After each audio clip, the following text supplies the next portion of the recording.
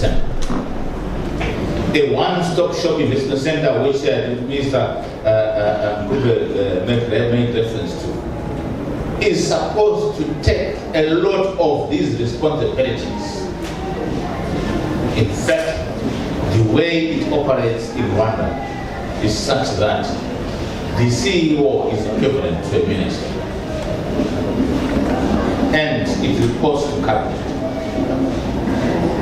And what it does is that this one-stop shop investment center is the beginning and the end for any investment. And I'm aware that the Rwandan target is they aim at about 6 hours an investor must have finished his business. And we are saying hours, we want to aim it at 7 hours. So that 1 hour is to go back to the airport.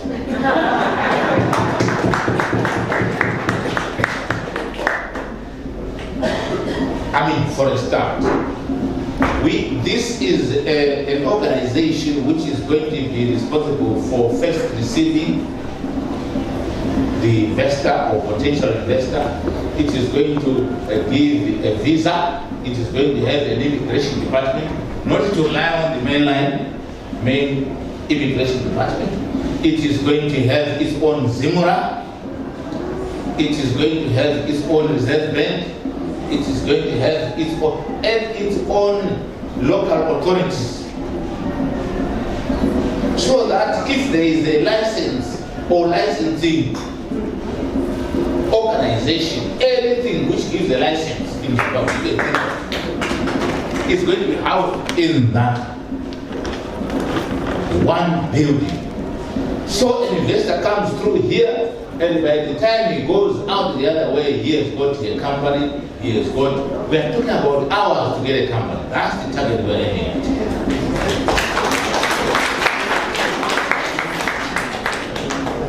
So really, that's why I say, if you give us time, you are going to see wonders. We are trying to put all these things together, because we are experiencing this. It was not the situation 4 months, 5 months ago. But suddenly, there is a Zimbabwe diaspora group interest, which wants to bring in quite a lot of very, very important investment opportunities in as far as Zimbabwe's economic development is concerned. And we are saying, for now, somebody said we want a Ministry of Diaspora. I am the Minister of Diaspora.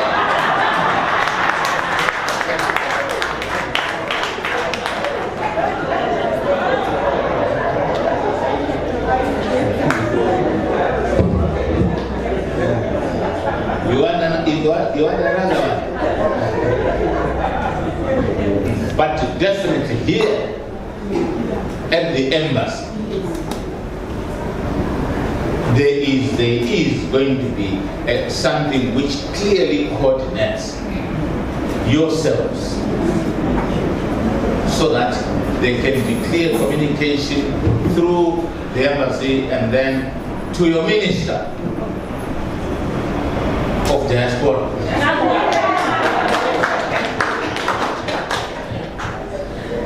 But most importantly, it must be something which is going to result in some action being taken in this regard.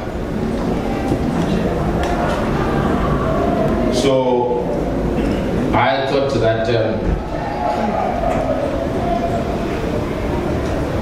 so the need to come and invest in Zimbabwe, I think that one was I just covered. Yes, we continue. In fact, there's somebody who I must congratulate. Is a lawyer, yeah? Mr. Ziambu. Yeah. If the media is to cover anyone, cover him.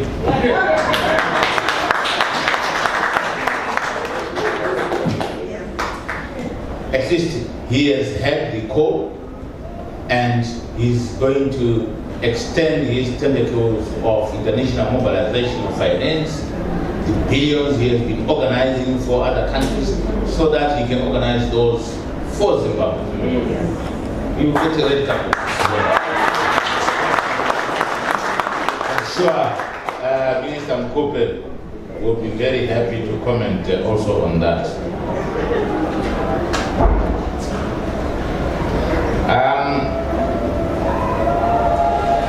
There are people with British passports. What you're saying is people have got British passports. That's what you're saying. But they're citizens. So basically, they are British citizens. So what do you want citizens?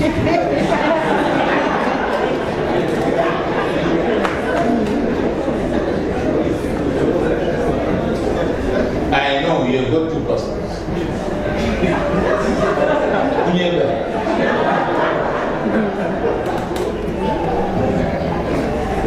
I think I've already commented on that particular issue earlier on in my address about the position. I thought when you said the red passport, I thought you wanted the red diplomatic passport. So I was not clear about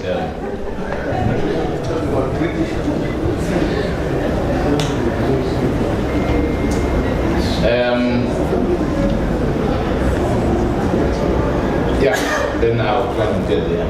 I'll give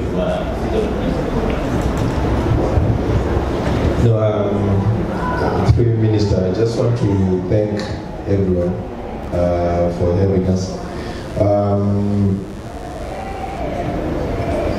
For those who have ever been to Zimbabwe, I think they've noticed our president is in the office by 7:45 every day, and at 7:45, around 7, right? He's in the office every day, and he hardly ever leaves the office before 6, 7 o'clock every day. So some of us, it means you wait for his car to go before you leave. And I think for those that have ever come to Zimbabwe, we really have an open door policy. Anytime you want to meet us, we never turn away anyone. So, and there was the issue, I think he was talking about the issue of commodity exchange. It goes into the issue of cryptocurrencies. I've had people come and say, like, oh, I want to issue a cryptocurrency. I might understand it. But like, let's also understand that a lot of skilled people left Zimbabwe. So you will find that the people sometimes that you have in the ministry or even in some of the departments, they might not comprehend or understand what you're saying. So sometimes so they will take what you're saying and hope that someone is going to understand. So all it says is right? So I think at times when you find that you're not getting the response that you want, please still come back and escalate it. Then you will get the response eventually. But again, the clarion call that the minister said, we need your mindsets, we need the skills back. I answered the call. I came back to Zimbabwe. I was a Wall Street banker, living the life in New York, but I had to come back and start talking to somebody about you know. So you have to humble yourself, you know, because it's not going to be easy when you come back to Zimbabwe. You know,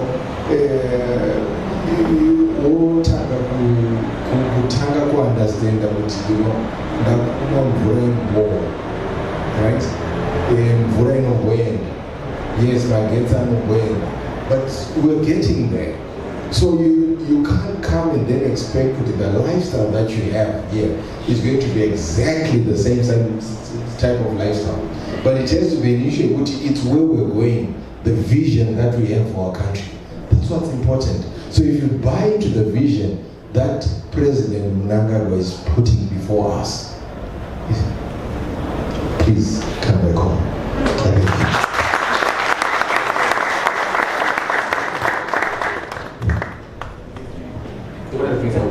Thank you.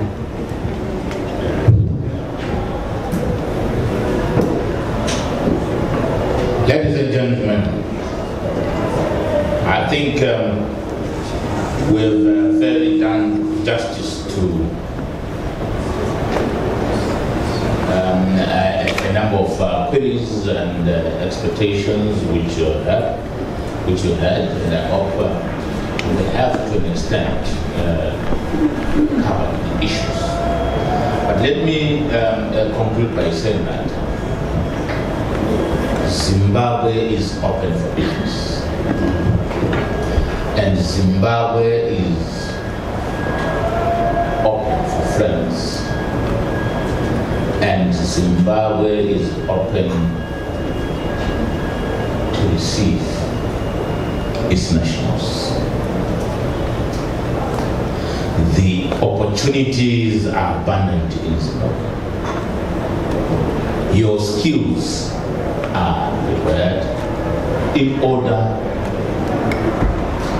to deal with the opportunities which are available in Zimbabwe. From a government perspective,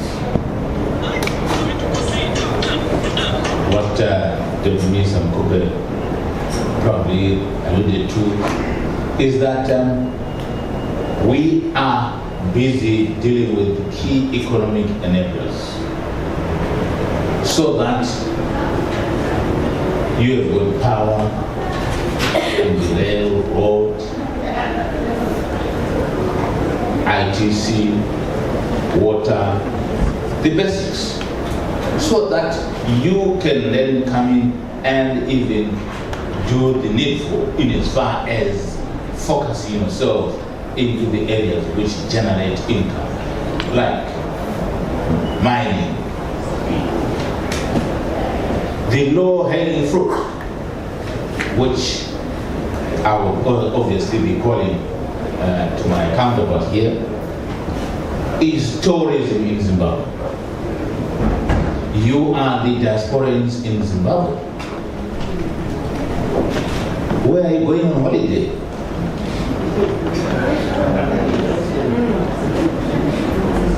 I know, when you come home you want to go and seek promotion. But my point is, it may not necessarily be you, but it might be your colleagues, it might be your associates, it could be anybody else. And we are saying there must be at least an airline which flies between here and Harare. Yes.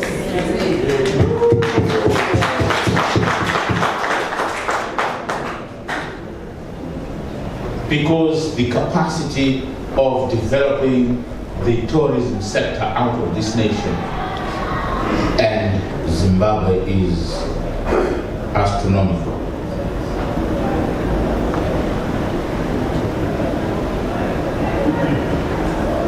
Zimbabweans have already started performing.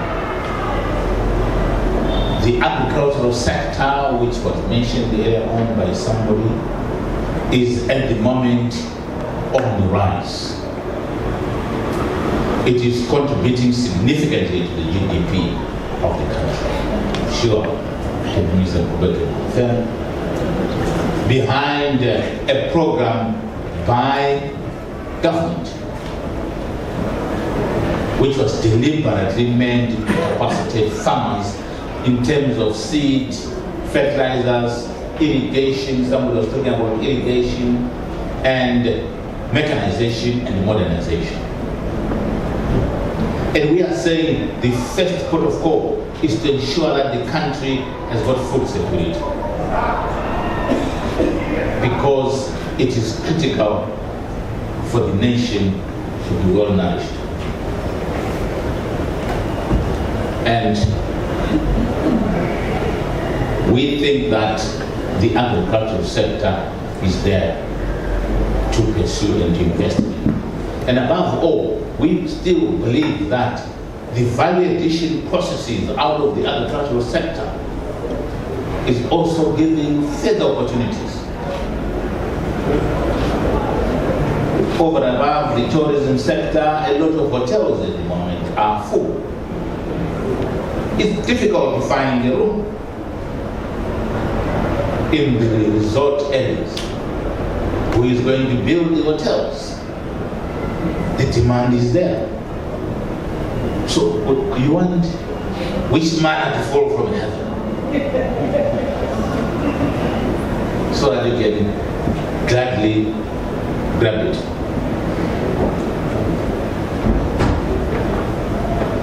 And the mining sector is providing all that opportunity, not only for yourselves as Zimbabweans, but it has also provided reforms so that foreigners and those who are organizing finance can organize finance which can come into Zim so that it can be comfortable and we can then develop the mining sector. Unfortunately, in fact, God was too kind to Zimbabwe in terms of its natural resources. So far out of the 40 minerals we know, 37 are in Zimbabwe. I think the only mineral we don't have is that black, not the black thing. The black liquid. Yeah. But we are not certain if we don't have it.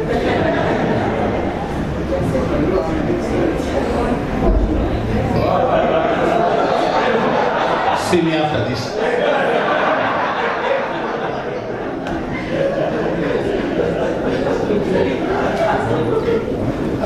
So, but all we're saying is there is quite a lot of pandemonium at the moment in that particular area in the mining sector.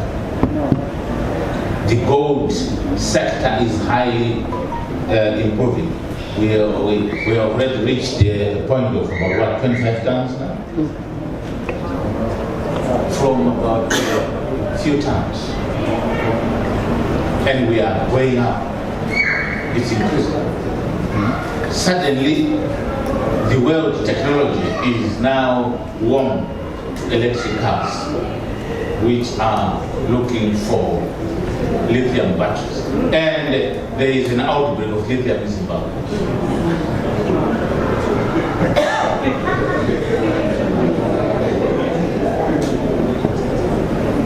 So, and we are saying our thrust is not just to go towards just mining lithium and then exporting. We want lithium batteries to be manufactured in there.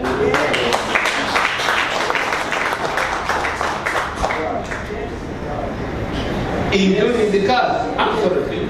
And then we can export cars to everywhere else.